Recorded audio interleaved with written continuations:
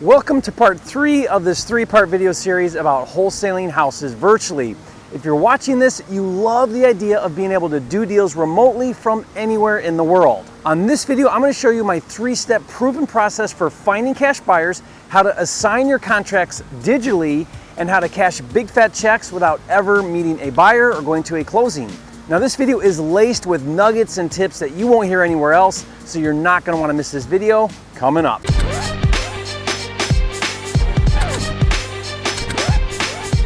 For a limited time, you can get a free copy of Jerry Norton's Quick Start Kit with everything you need to flip your first house in 30 days or less. Download it now at myquickstartkit.com. If you're new here to the channel, I'm Jerry Norton with FlippingMastery.com, and this channel is all about ways to help you make money wholesaling and flipping real estate so you can live your dream life. Be sure to subscribe and turn on the bell notifications so you don't miss new videos. Now I decided last minute to take my family to California on a quick 5-day trip to get out of the Arizona heat. Now we homeschool our kids, and today's classroom is Disneyland. We are in Star Wars land. Thank you so much, Dad. Best thing ever. But I've got some work to do, so I'm gonna meet up with them later. What's great about virtual wholesaling is I can work on my deals right here at the hotel from my laptop and my iPhone without ever seeing the properties in person, providing me my dream life.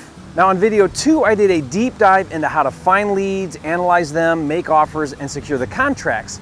I shared the tools that I use and my processes I follow. Now if you missed that video, I'll put a link in the description below and you can watch it later. On this video, I'm gonna break down how to find the buyers, assign the contracts, and close on the deals all virtually without ever meeting the buyers, so keep watching. But first, let me address a few concerns and questions that came up from video part 2 regarding the contract with the seller and provide some additional clarification. In my contract with the seller, there are a few critical provisions that you need to include. First is a 10-day inspection contingency. This is a clause that gives you 10 days to perform due diligence. If at any time during the 10 days you decide for whatever reason not to move forward, you can terminate the contract without any repercussions. During that 10-day window, it's crunch time. There are 2 objectives we want to accomplish. First, we need to perform any final due diligence. In other words, validate, or what I call solidify, the numbers. You want to really feel good about your deal. Now usually I'll spend more time, really looking over the comps to make sure I like the ARV, and I'll also take a closer look at the repairs. This is where I'll send my freelance photographer to go to the property to take pictures, like I talked about in video part 2. If there's anything that I'm unsure about, I may send a contractor, I may even hire an inspection. It really depends on the level of rehab. Always think about your cash buyers. The more problems you solve and solutions you provide, the easier it is for a cash buyer to buy your deal. For example, let's say that the roof needs replaced. That's an expense a potential cash buyer may worry about, and it could affect his decision or delay his decision to buy my deal because that's unknown to him. Well, if I as a wholesaler get a roofing contractor to give me a written bid to replace the roof and then provide that to a potential cash buyer, I just eliminated an obstacle and I made the decision to buy my deal that much easier. Now, pro tip here, I usually only get bids or inspections if the home is built before 1960 or is a really big rehab. For example, I recently did a deal that was gutted to the studs and it was built prior to 1960. Now, I was worried that it was just too big of a rehab on an older home and that it would scare away cash buyers. So I went ahead and hired a structural and foundation inspector because I wanted to be able to provide to the cash buyer to overcome that fear that they may have. Now, the second thing to include in a contract with the seller is a clause that allows you to access the property. This makes it easier to perform your due diligence, but even more importantly, it allows you to show the property to potential cash buyers who are going to want to see the property. If the property is vacant, it's much easier to handle. I'll add the following statement to my contract. Seller gives buyer permission to access the property via a contractor's lockbox. Now, if the property is occupied by the buyer or a tenant, I'll use the following language. Seller agrees to give buyer access to the property with 24-hour notice. If questioned by the seller or an agent about why you need access to the property, simply say, in preparation for closing, I will need to access the property with contractors and/or investors and partners. Partners meaning cash buyers. Now, pro tip here, unless your state requires you to, Do not tell the seller or the agent that you're wholesaling the property and that cash buyers are going to be coming to look at it. Remember, you own the contract and you have the right to do whatever you want with it, and telling them that you plan on wholesaling it will just freak them out and it's unnecessary. If they point blank ask if you're going to wholesale the property, say the following. We have multiple strategies for what we do with properties. We could hold it for a rental, fix and flip it, or pass it on to one of our investors or partners, but rest assured, you will get everything agreed upon in the contract. The third thing that you want to make sure to include in your contract with the seller is a clause that says the closing will take place with your title escrow or attorney of choice. Now, technically, the seller has the right to close with whoever they want to, but it's critical you close with a wholesaler-friendly title company who understands how to do single closing assignments. The wrong title company can kill your deal. So get the seller to agree to it in writing. Add the following to your contract. Seller agrees to close with, fill in the blank, closing company. Now, if the property is off market, it usually isn't an issue, but with on market, agents push hard for sellers to close with their preferred closing company. So stick firm that you close with yours. Now, I did an entire video about where to find and how to choose the right title company. I'll put a link to that video in the description below and you can watch it later. Another pro tip here, as soon as you get an executed contract with the seller, contact your wholesaler-friendly closing company and open escrow.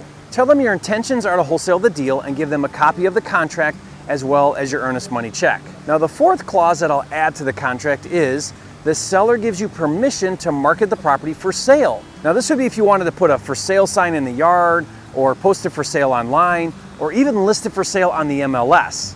Now, let me caution you, check with your state first. Some state laws prohibit marketing a property that you don't own, and some will allow it since you have an equitable interest in the property.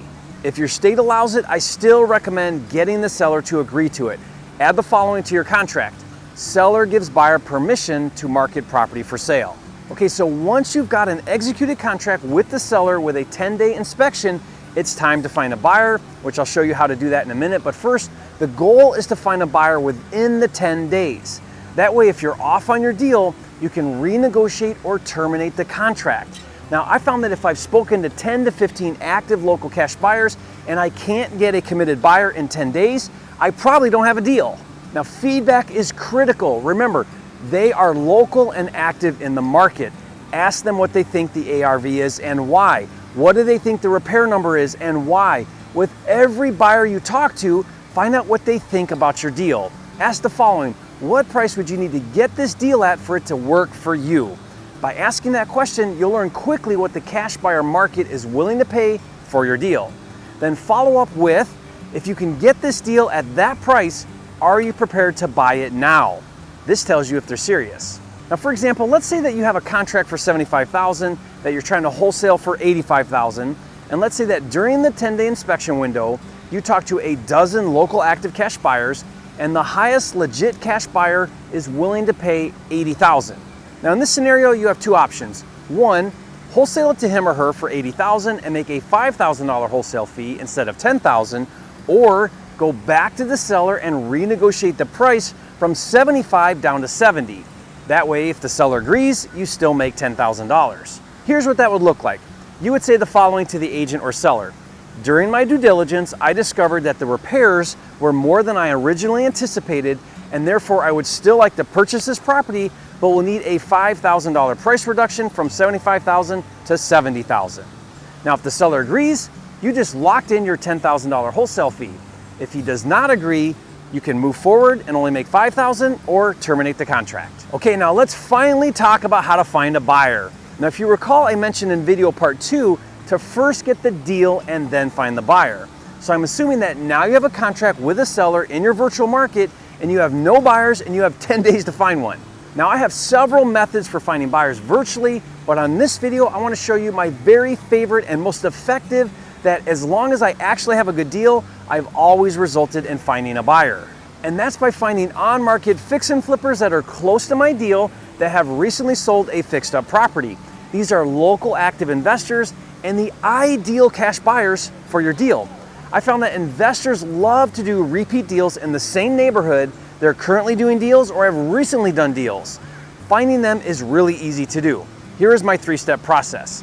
Step number 1 is to go on Redfin or Zillow and do a search for sold homes within a half-mile or so from your deal. Step 2 is to look for properties that are fixed up and vacant and or staged.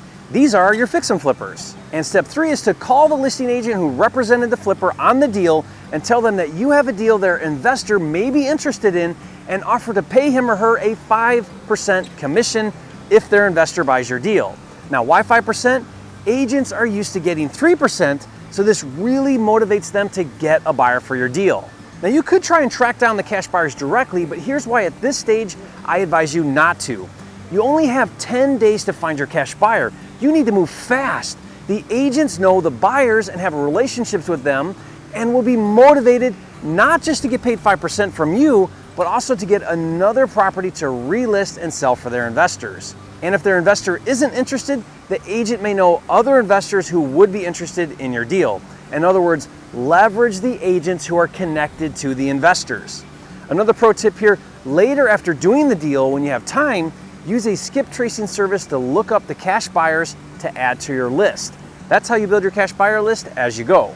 Now, I have a great video where I use an actual virtual wholesale deal in Baltimore, and I show how I found my cash buyer using this method. I even recorded the conversation with the agent, and he was so excited to bring a deal to his investor that I didn't even have to pay him the 5%. It's a really cool video. I'll put a link to that in the description box below for you to watch later. Now, this method I just described is by far the most effective way to virtually find a buyer for your deal. I love it. And for those of you that want to really go big in your virtual market, let me share with you how to build a big cash buyer list quickly. In video part 2, I shared the deal finding tools that I use that come with my deal management system called FLIPSTER. Well, active FLIPSTER subscribers at the prime level get 50 real-time cash buyer leads added to their account every single month, and many of them come with phone and email. This allows you to build your list even faster as you go. And this is just one of dozens of tools and features that come with FLIPSTER. It really is your one-stop shop for running your entire virtual wholesaling business from A to Z. I can't imagine doing this business without it. To check it out and see it in action, just go to getflipster.com. Now, once you've secured your cash buyer, it's time to execute an assignment. And since we're doing everything long distance and virtually, we do everything paperless. So inside of FLIPSTER is my Assignment Generator Pro tool. Just like the Offer Generator Pro tool that comes with FLIPSTER for your purchase and sale contract with the seller, you fill out the assignment digitally, email it to your buyer for electronic signatures, so it's 100% paperless. Then get the executed assignment and your cash buyer's earnest money to the same title company you opened escrow with. If the closing company is good, they will handle everything between the buyer and the seller, and on the day of closing, the title company will wire you your wholesale fee, and you, my friend, just did a virtual wholesale deal without ever seeing the property in person. Now, this concludes our 3-part video series. The goal is to build your virtual market, keep finding deals and flipping them to buyers, and get to the point where you can do it consistently every single month. Now, if you'd like to earn while you learn and mentor and partner on deals directly with me, check out fasttrackwithjerry.com to learn more. Now, I hope you really enjoyed this video and this video series. It was a lot of fun doing this. Do me a favor, show some love, hit that like button and leave a comment. Let me know your biggest takeaway from this video and if you plan on virtually wholesaling. And if you haven't yet, be sure to subscribe to the channel. I'm dedicated to helping you make more money in less time wholesaling and flipping houses so you can live your dream life. And I'll see you on the next video.